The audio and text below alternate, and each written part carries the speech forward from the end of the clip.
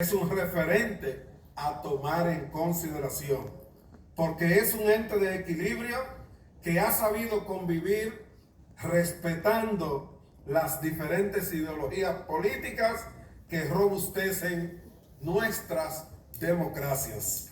Hoy, en este augusto salón de la Asamblea Nacional del Congreso de la República Dominicana, nos honra con su presencia, quien fungió como presidente de Chile en 2 ocasiones y también desempeñó un papel destacado como presidente pro tempore de la Comunidad de Estados Latinoamericanos y Caribeños en el 2011 y en el 2013, así como del Foro para el Progreso de Integración de América del Sur, PROSUR, entre el 19 y el 20. Ha dejado una huella significativa en la colaboración para el desarrollo no solo de los chilenos, sino de todos los ciudadanos de América Latina y el Caribe. El doctor Piñera es un ciudadano comprometido y dedicado a las actividades que buscan ayudar a los pueblos de la región a alcanzar su desarrollo económico en equilibrio, como se refleja en su participación en los organismos multilaterales como el Banco Interamericano de Desarrollo, el Banco Mundial, en la Comisión Económica para América Latina y el Caribe, la CEPAL.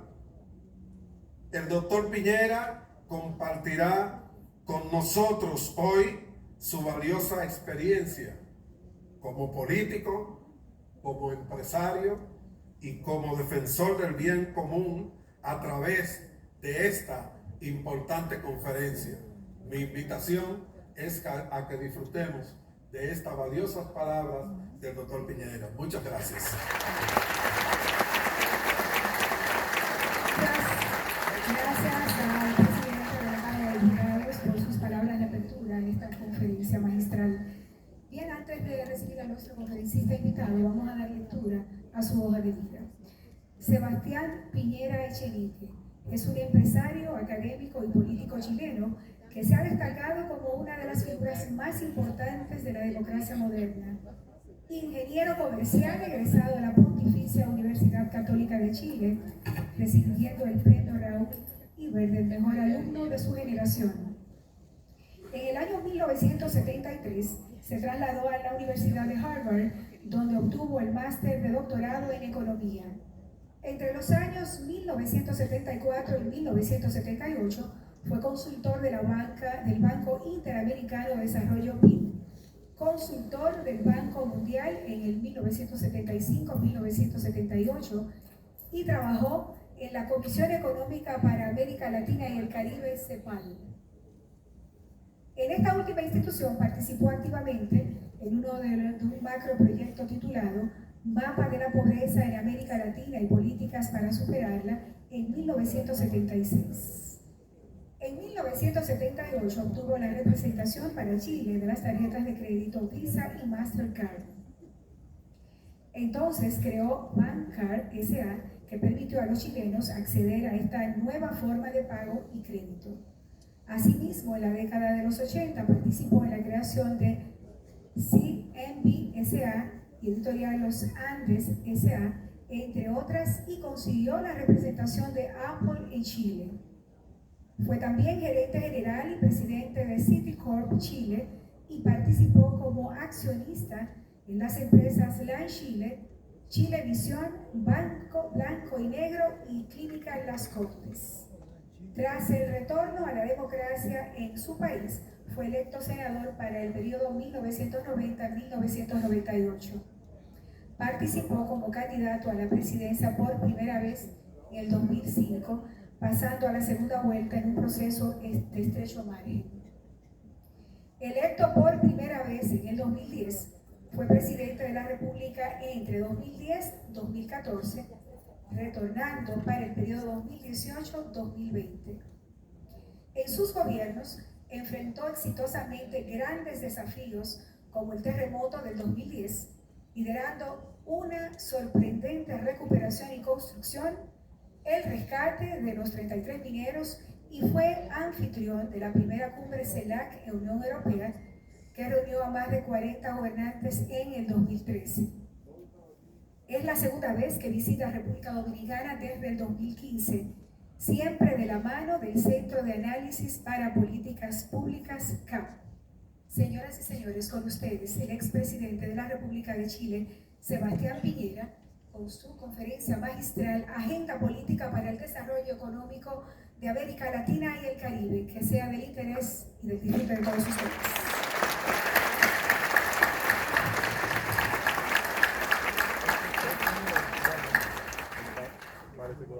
Muchas gracias. Muchas de las cosas que usted contó ni yo me acordaba. Hizo una buena investigación. Bueno, saludo con mucho cariño al presidente de la Cámara de Diputados, al presidente del Senado, al ministro de Economía, de Industria, Turismo y MIPYMES, al defensor del pueblo, al presidente del Tribunal Electoral y también a la ex vicepresidenta. Pero especialmente quiero saludar a los miembros de este Congreso, que nace junto con la República Dominicana, con muchas diferencias, pero nace el año 1844 y por tanto es uno de los congresos más antiguos del mundo. Y los congresos deben ser la cuna y el faro de la democracia. Quiero también saludar a los miembros de esta asamblea, a los miembros del cuerpo diplomático, a los representantes de organismos internacionales y del mundo empresarial. Y lo que queremos analizar hoy día es hacia dónde va América Latina. La verdad es que América Latina es un continente que lo ha tenido todo. No tuvimos las guerras mundiales que casi destruyen Europa en el siglo pasado. No tuvimos los conflictos religiosos en que se mataban unos con otros en nombre del mismo Dios en Irlanda y en el Medio Oriente.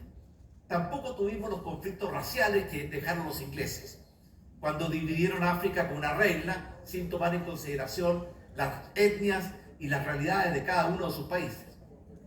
Tenemos también un montón de oportunidades, territorios grandes, vastos. Tenemos recursos naturales generosos. En América Latina tenemos casi un tercio del agua dulce del mundo, más del 30% de los bosques, más del 55% de los recursos mundiales de litio, un mineral estratégico para el futuro. Tenemos reservas mundiales de los principales minerales, incluyendo la riqueza mineral de este país. Tenemos una parte importante de las tierras mediterráneas que son las que están más preparadas para alimentar al mundo. Por tanto, es un continente que lo ha tenido todo. Y sin embargo, cuando uno hace un balance, y también un pueblo que ha querido progresar y en paz. América Latina ha sido, en términos generales, comparado con cualquier otro continente, un continente de paz. Y a pesar de eso, América Latina sigue siendo un continente, y el Caribe sigue siendo un continente en desarrollo. Tenemos casi un tercio de nuestra población viviendo en condiciones de pobreza. Y por tanto no hay una consonancia entre las oportunidades y los logros. Por eso se dice que en Chile, cuando juega la selección chilena y no gana, decimos jugó como nunca y perdió como siempre. Acá decimos, siento que América Latina lo ha tenido todo, pero no ha logrado lo más importante, que es una sociedad en paz, democrática y desarrollada, y con justicia. ¿Por qué seguimos siendo un continente en subdesarrollo? En primer lugar, aquí está el PIB per cápita de las distintas regiones. Ustedes ven que si comparamos cómo le ha ido a Latinoamérica y el Caribe, que es la línea de más abajo, comparado con la Unión Europea, con países como Australia, Nueva Zelanda, o comparado con Norteamérica, las brechas se están ampliando y no se están reduciendo. Eso es una tendencia. La década de los 80 se conoce como la década perdida en América Latina y el Caribe, porque el crecimiento de esa década fue cero en términos per cápita. Pues la última década también ha sido una década perdida para América Latina y el Caribe, porque nuevamente los últimos 10 años el crecimiento per cápita del ingreso en América Latina ha sido cero. es decir, segunda década de estancamiento. Ahora, ¿por qué? ¿Por qué América Latina está en esta situación de ser el continente de la esperanza, pero no el continente de los resultados? Hay muchas razones. Por de pronto, los países que han logrado cruzar el desierto para pasar del mundo del subdesarrollo al mundo desarrollado son muy pocos en el mundo. Si ustedes ven en la década de los 60 países que eran pobres y que hoy día son ricos, se cuentan con los dedos de una mano. Corea, Taiwán, Singapur y algunos más. Y sin embargo, ningún latinoamericano ha logrado cruzar ese desierto que separa al mundo en desarrollo del mundo desarrollado. Peor aún, hay dos países de América Latina que lo cruzaron, pero en la dirección inversa. Porque Argentina era uno de los 5 países más ricos del mundo a comienzos del siglo pasado, y Venezuela estaba también entre los países más ricos del mundo a comienzos de la década de los 90. Y hoy día esos dos países ya no pertenecen a ese mundo privilegiado, sino que han retrocedido y están nuevamente en el mundo del mundo del subdesarrollo, con todo lo que eso significa. Ahora, República Dominicana es un país que debe estar muy agradecido de Dios. Yo creo que cuando Dios creó la República Dominicana estaba de muy buen humor. Porque pocos países en el mundo tienen lo que tiene esta maravillosa isla que se llamaba La Española y que hoy día, ¿cierto?, es la cuna y la sede de República Dominicana. Pero yo querría plantear cuáles son los pilares del desarrollo. Los viejos pilares, los tradicionales, eran tener un sistema político estable, que dé proyección, que permita mirar más allá del horizonte, que permita, como decía Newton, subirnos sobre los hombros de gigantes para ver qué hay más allá del horizonte. Ese es un pilar. El segundo pilar es tener una economía libre, abierta, integrada, competitiva, que permita florecer la creatividad, la innovación, el emprendimiento que vive en el alma de los seres humanos. Y el tercer pilar es tener un sistema social inclusivo, que luche contra la pobreza, que avance hacia mayor igualdad de oportunidades, que permita movilidad social. Esos son los 3 pilares clásicos de la literatura. Sin embargo, América Latina se ha divorciado sistemáticamente de esos 3 pilares. Lejos de tener un sistema político estable, hemos vivido permanentemente entre dictaduras que dan origen a democracias débiles, que a poco andar tropiezan, y eso ha sido la historia de América Latina. Aquí tienen un cuadro que muestra los periodos en que los países se han abandonado, se han alejado de un sistema político democrático y estable. Usted ve que es la historia de nuestro continente. Por otra parte, desde el punto de vista de la integración al mundo y la economía libre, América Latina ha sido un continente que en general ha estado desintegrado del mundo. Mire, cuando yo fui presidente teníamos que asistir a las cumbres. La cumbre de la Comunidad Andina, la cumbre, ¿cierto?, del Pacto Andino, la cumbre de la Alianza del Pacífico, la cumbre de UNASUR, la cumbre de PROSUR. Más que cumbre parecían cordilleras, porque tenemos cientos de intentos de integración y sin embargo, cuando uno ve los números, que es muy importante verlo, vemos que el comercio dentro de nuestro continente es muy bajo. O sea, no hemos logrado una integración auténtica a pesar de que hemos hecho miles de intentos para hacer esa integración. Yo me acuerdo que me entusiasmé mucho, estamos hablando del año 90, cuando el presidente Bush, padre, dijo que iba a buscar una área de libre comercio desde Alaska hasta Tierra del Fuego. Y sin embargo, nada de eso se ha conseguido. Y por otra parte, no solamente no hemos estado integrados con el mundo, sino que también es un continente muy desigual. Es un continente muy desigual y la movilidad social, la igualdad de oportunidades, la lucha contra la pobreza, no solamente son pilares morales, son también condiciones necesarias para que los países puedan progresar en paz, con estabilidad. Aquí pueden ver ustedes, por ejemplo, qué ha pasado con el coeficiente Gini, que mide los grados de desigualdad. Estamos absolutamente estancados en materia de desigualdad y somos uno de los continentes más desiguales del mundo. Lo mismo ocurre con los temas de pobreza. Ustedes ven que la pobreza lleva décadas estancada, ¿cierto?, en torno a 1/3 de la población. Y por tanto, los pilares tradicionales no han sido pilares que hemos construido o fortalecido, y eso explica por qué América Latina sigue siendo un continente en desarrollo, Antes se llamaba subdesarrollado, pero se consideró despectivo, entonces ahora se llaman en desarrollo. Pero lo cierto es que el desarrollo es una tarea muy difícil.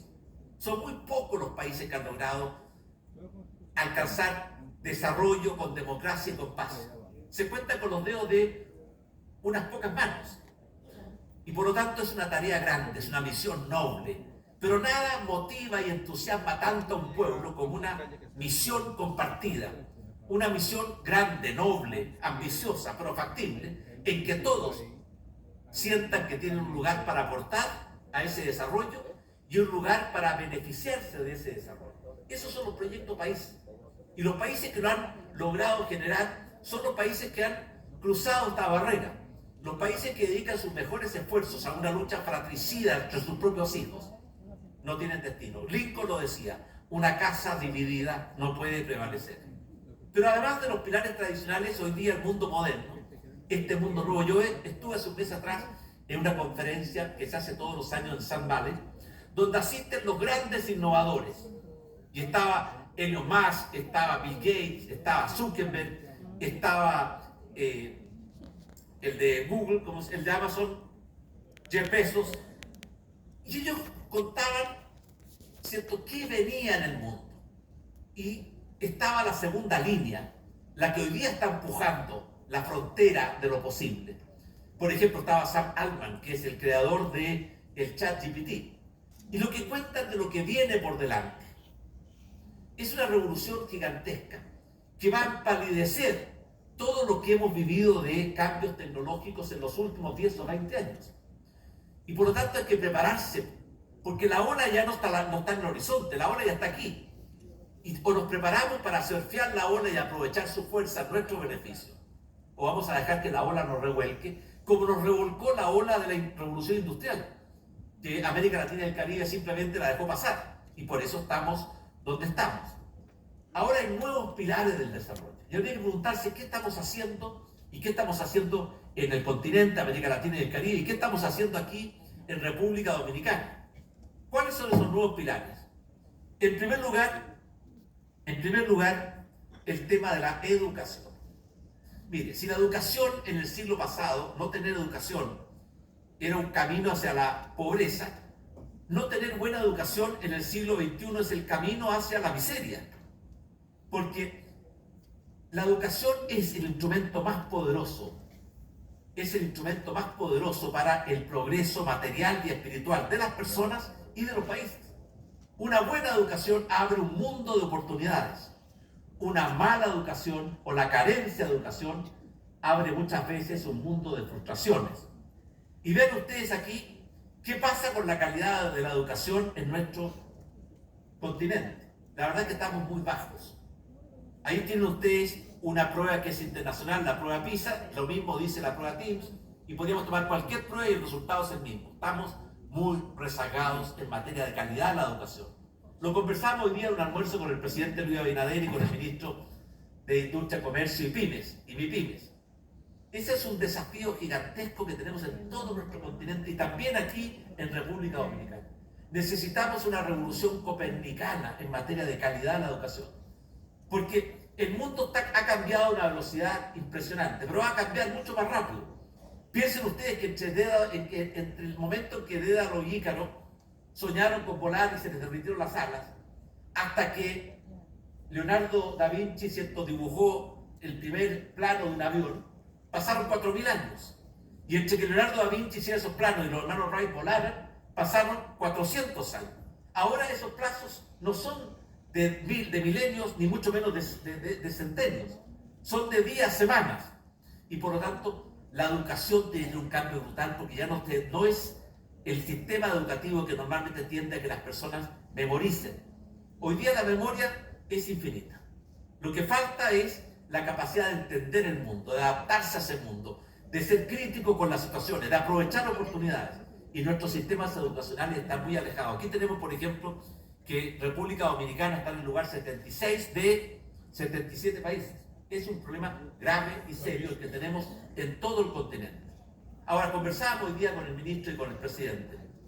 ¿Cuáles son los caminos para hacer un cambio copernicano en la educación? Que es un tema muy apasionante.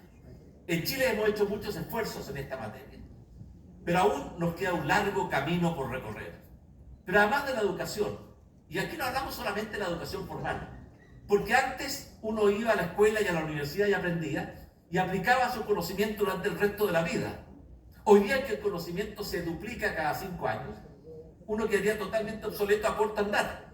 Y por tanto no es solamente la educación formal de la escuela y de la universidad o de los centros técnicos y profesionales, es la educación permanente, la capacitación que tenemos que hacer a todos para mantenernos al día en una sociedad que cambia a la velocidad del rayo, en que la única constante es el cambio. Y muchos, viendo las cifras de América Latina, estamos muy atrasados en materia de capacitación laboral. Y eso significa que nos vamos quedando fuera del mundo que viene. Pero yo le voy a contar una anécdota. Cuando yo hacía mi doctorado en la Universidad de Harvard, no había fax, no había fotocopia, no había teléfono celular, no había calculadora, no había Google, no había internet, no había muchas de las cosas que hoy día parecen ser absolutamente esenciales para la vida. El gran progreso tecnológico de mi tiempo, año 73, fue el liquid paper. Porque yo me acuerdo que había terminado mi tesis de doctorado en la Universidad de Harvard y como éramos estudiantes con pocos recursos, me lo tipeaba a mi mujer por un pequeño estímulo monetario, que es lo más caro que me ha salido en la vida, porque eso me lo cobra todos los días hasta el día de hoy. Así que un consejo a todos los que están aquí presentes: happy wife, happy life. Es un buen consejo. Bueno, y el liquid paper, ella tipeaba, yo revisaba, detectaba un error, volvíamos a tipear con 8 papeles de calco, porque había que tener 8 copias, se corregía ese error, pero se cometía otro. Entonces el liquid paper fue una maravilla porque separó los aciertos para no tocarlos de los errores para corregirlos. Bueno, miren cómo ha cambiado el mundo desde entonces. Yo les digo una cosa: en los próximos 10 años el mundo va a cambiar más en términos de tecnología, formas de informarnos, de comunicarnos, de entretenernos, de trabajar, de comprar, de relacionarnos, que lo que ha cambiado en los últimos 30 años. La revolución que viene de la inteligencia artificial, la robótica, la computación cuántica, en fin, es una impresionante. Uno, cuando veíamos en Sun Valley, ¿qué viene en materia farmacéutica, en materia de biogenética, en materia de inteligencia artificial? El mundo va a acelerar y no va a ralentizar este progreso. Y la pregunta es si estamos preparados, o más modestamente, si nos estamos preparando. Los pilares nuevos para esta nueva sociedad son la calidad de la educación. Estamos muy atrasados. Segundo, la inversión en ciencia y tecnología. Ahí tienen un cuadro que muestra cuánto invierten en ciencia y tecnología los países líderes: 5% del producto. América Latina en promedio invierte menos del 1% de su producto en ciencia y tecnología. También tenemos que ahí hacer un cambio muy importante. Tercer pilar: la inversión, la innovación y el emprendimiento. Los países que han dado el salto adelante son países que invierten 35% del producto, que fue lo que pasó en Corea, en Taiwán, lo que pasó en China durante el milagro. Y sin embargo en América Latina invertimos como promedio menos del 20% del producto. Y eso significa que hay menos innovación y menos emprendimiento. Y en consecuencia, yo creo que la gran revolución que necesitamos en América Latina, además de fortalecer estos nuevos pilares, es desatar las fuerzas de la libertad. No hay nada más fuerte en el mundo que la libertad, que significa creatividad, innovación, conciencia crítica, emprendimiento. Desatar las fuerzas de la libertad y no ahogarla o asfixiarla con la burocracia del Estado, que muchas veces, en lugar de ser un socio que contribuya con la sociedad civil a que los países avancen, muchas veces se transforma. Y esto ha ocurrido en los países que caen en la burocracia. Me contaba el ministro Ito, todo lo que están haciendo para reducir burocracia aquí en República Dominicana, para digitalizar la acción del Estado, para hacer que un Estado que sea cercano. Mire, Octavio Paz, ese gran pensador mexicano, cuando se refería al Estado hablaba de logro filantrópico. Filantrópico porque se supone que el Estado ayuda a la gente. Y obro porque para muchas de las personas, y especialmente en nuestra América Latina, el Estado es un ente distante, hostil, que pone problemas. Y por lo tanto, es muy importante la modernización del Estado. Hoy día, ¿cierto?, muchas de las cosas que antes tomaba tanto tiempo, hoy día la tecnología moderna permite que las personas puedan relacionarse con el Estado en forma amistosa, fácil, cómoda, sin costo, sin tener que trasladarse, ¿cierto? Y esperar en una oficina pública tras otra a través de la digitalización del Estado, que es un esfuerzo que yo sé que aquí en República Dominicana lo están haciendo con mucho compromiso y mucha voluntad. Pero yo querría decir, ¿cierto?, que además de estos desafíos de América Latina, tenemos un contraste, porque yo creo que nunca antes América Latina había tenido tantos problemas como los que tiene hoy día, pero tampoco nunca antes había tenido tantas oportunidades como las que tenemos hoy día. Porque América Latina tiene lo que el mundo necesita. Y por tanto se abre en este mundo moderno de la sociedad del conocimiento y la información, de la lucha contra el calentamiento global, la lucha, ¿cierto?, por tener energías limpias y renovables, la lucha por alimentar a un mundo, ¿cierto?, que está sufriendo los embates del calentamiento global. Una tremenda oportunidad para América Latina. Algunos dicen que América Latina y el Caribe es pobre por designio de Dios. Yo creo que al revés, creo que Dios fue generoso con América Latina. Otros dicen que es porque fuimos conquistados o descubiertos. ¿Saben que los españoles cuando pisan cualquier territorio dicen descubrimos? Cuando Cristóbal Colón pisó República Dominicana, la descubrió y le puso la española. Yo me acuerdo cuando yo iba a España y conversábamos, ¿cierto?, con el presidente Aznar. Yo cada lugar de España que nunca había estado antes decía, yo descubrí este lugar. Yo le decía a ustedes, no, ustedes llegaron, no lo descubrieron. Habían habitantes aquí mucho antes que llegaron los conquistadores españoles. Ellos confunden el llegar a un lugar con descubrirlo. Pero en fin, eso es parte de la cultura. Algunos dicen porque fuimos conquistados por los españoles y no por los sajones. Tampoco, ¿verdad? La verdad, cierto, que ha sido responsabilidad nuestra el no haber sido capaces de aprovechar las enormes oportunidades que tenemos en nuestro continente y haber logrado que América Latina y el Caribe sea un continente que tuviera la primera división del juego a nivel mundial. Y no lo hemos logrado, pero eso no significa que no podamos lograrlo. Y ese es el punto central, que ahora tenemos una nueva maravillosa oportunidad de recuperar el tiempo perdido, recordando esa maravillosa novela de Marcel Proust, y de lograr dar ese gran salto adelante que ha sido la promesa permanente de muchas generaciones, pero que no lo hemos logrado, y nuestra generación tiene esa tremenda visión a cumplir. Ahora, cuando miramos el mundo, los desafíos y oportunidades del futuro, el mundo también está viviendo problemas muy graves. Tal vez nunca antes haya tenido tantos problemas. Los problemas geopolíticos, de la confrontación entre las dos superpotencias. Los problemas de las migraciones, que ustedes también las conocen aquí en esta isla. Los problemas de la guerra, que no hemos logrado resolver. Y estamos hoy día, ¿cierto?, con más continentes en guerra que hace muchas décadas atrás, incluyendo Ucrania, incluyendo lo que está pasando en el Medio Oriente. Los problemas de las pandemias, que de acuerdo a todas las proyecciones se van a acelerar. Fíjense ustedes que la pandemia del coronavirus me tocó conversar muchas veces con el presidente Luis Abinader cómo enfrentar, porque era una pandemia nueva, no conocíamos la naturaleza, ¿cierto?, de sus causas ni cómo enfrentarlas, y por tanto conversábamos mucho para ir compartiendo experiencias. Fue un milagro de la ciencia y fue un fracaso de la política. Un milagro de la ciencia porque en 10 meses logró desarrollar una vacuna que antes tomaba 10 años. Y yo creo que el enorme esfuerzo que hizo República Dominicana y Chile de vacunar tempranamente a su población y compatibilizar cómo no destruir la economía y al mismo tiempo cómo salvar vidas, ese era el equilibrio que tuvimos que enfrentar en todos los países del mundo. Y Bill Gates escribió un libro diciendo cómo enfrentar la pandemia que ya pasó, y acaba de escribir un segundo libro que es cómo enfrentar las pandemias que vienen, porque de acuerdo a muchos científicos y expertos, el calentamiento global alimenta la pandemia. Y por tanto vamos a vivir con más frecuencia virus, porque la última gran pandemia había sido la gripe española, que de hecho, ¿cierto?, es injusto que le hayan cargado esa cuenta a España, porque dice que vino de soldados, ¿cierto?, americanos. Pero esa fue una gripe que afectó al mundo entero y que costó 50 millones de muertos. Pasaron 100 años hasta tener esta segunda gran pandemia que fue el coronavirus.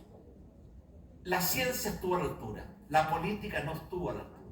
Las dos grandes superpotencias, Estados Unidos y China, que eran el liderado en la lucha contra la pandemia, lo único que hicieron fue enfrentarse y descalificarse mutuamente. Y cada país tuvo que buscar sus propias soluciones. No tuvimos una respuesta global.